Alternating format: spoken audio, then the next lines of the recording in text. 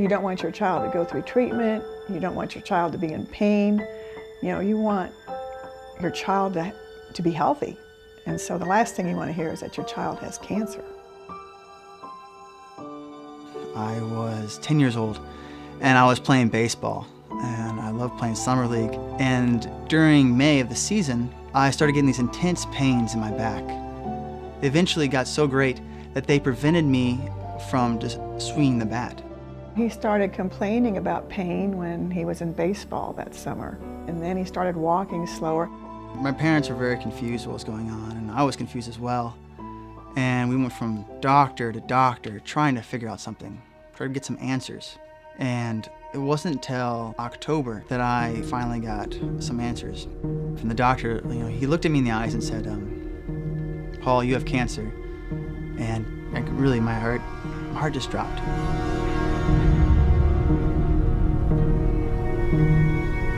I fell, and my husband caught me.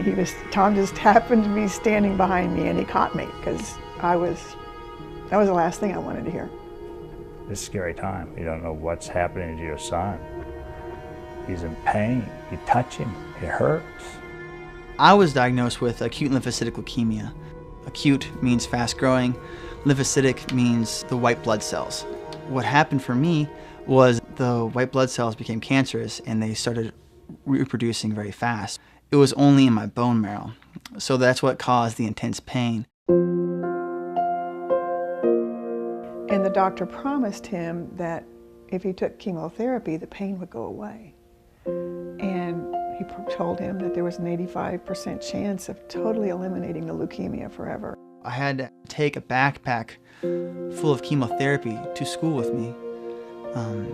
And of course, like any other chemotherapy, makes you sick. But after 2.5 years of chemotherapy, we thought we were done. He relapsed. At first, when I first heard the news, I was depressed. It was very unexpected.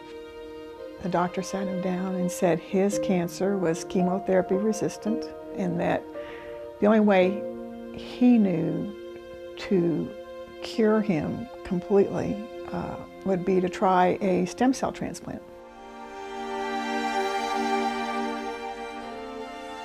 The goal of an adult stem cell transplant is to transplant your immune system. They had to find stem cells for a perfect match. Weeks later, they found an umbilical cord that had been banked in the state of New York.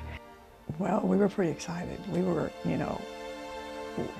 it was close enough that we could try.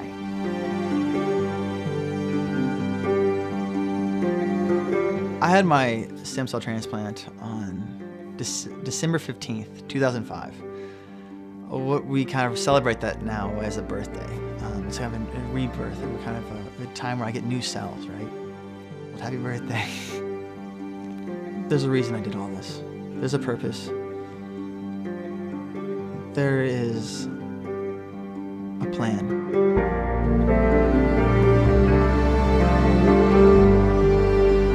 I'm studying for the Diocese of Wichita, Kansas, in hopes of being a Catholic priest.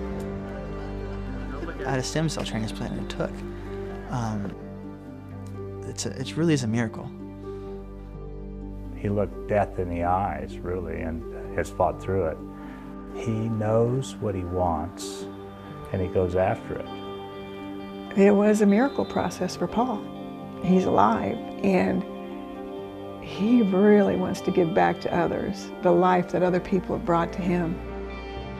My name is Paul Wagle, and my adult stem cell transplant saved my life.